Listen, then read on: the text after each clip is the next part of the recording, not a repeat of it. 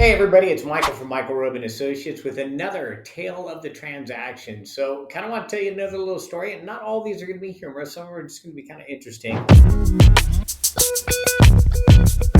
I've done a lot of transactions, so I've got a lot of different stories. So this one actually has to do with a family that contacted me a number of years ago. The gentleman had spent most of his life in Mexico. His parents were missionaries. They spent most of his life down in Mexico. And he actually met a young lady down there, got married, and had a couple of children.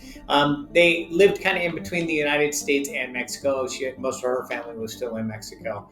And he had a job at UCSD, a great job. And so when it came time for them to purchase their first home in the United States, it's always exciting to work with first-time home buyers, especially somebody that has spent most of their life in a country like Mexico. For them to be able to purchase a home here is really, really rewarding for me. So we were looking primarily in the South Bay, and we found them a super cute house, 3-bedroom, 2-bath house in Old Chula Vista, the 910 zip code. The property was built in the late 1920s and really had that really cool 1920s feel to it. Architecturally outside, it had some posts coming out of the exterior of it, giving it that kind of an adobe Spanish style home feel. Large pitched roof, and it had a very large exterior structure on it. So it was a single story home, but the actual roof was probably about, 17, 18 feet tall. I mean, it was really, really neat, cool house. Detached 2-car garage in the backyard. So the clients were super excited. Turnkey. It was a beautiful, beautiful home. Lots of updates on it. Great landscaping in a great neighborhood. So we make an offer on it. We get the property into escrow.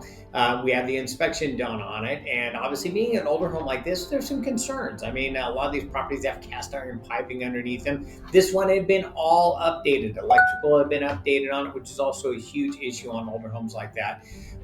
But when we got done, the inspector said, hey, basically the house is in great shape. The guys that did the rehab on it did a great job. But surprise, there's actually 2 roofs on this house, and that's not really that uncommon, especially with like an asphalt shingle roof, that there's 2 on it. And he said, no, that's not what I'm talking about. I'm talking about this house originally, when it was originally built, had a flat roof on the top of it, and somebody has now built a giant pitched roof on top of that. Flat roofs are notorious for leaking. So somewhere along the line between the 1920s and the early 2000s, when we sold this property, somebody had come along and put a giant pitched roof on the top of it.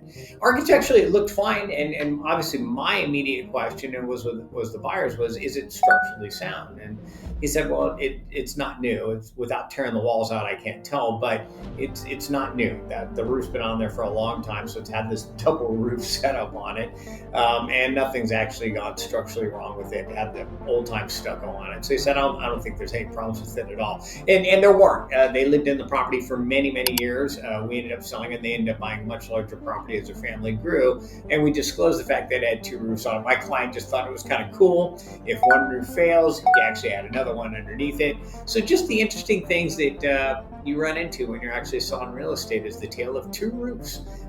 So we'll give you some more. If you've been a real estate agent, had a similar experience, we'd love to hear about it. So comment below if you're a buyer or a seller and had the same experience when buying and purchasing property. I'd love to hear your guys' stories. Like I said, this is all just for fun. So let me know what you guys think, and we'll talk to you next time on Tales from the Transaction. Hey, if you like the content that we're providing, please click like and subscribe here below.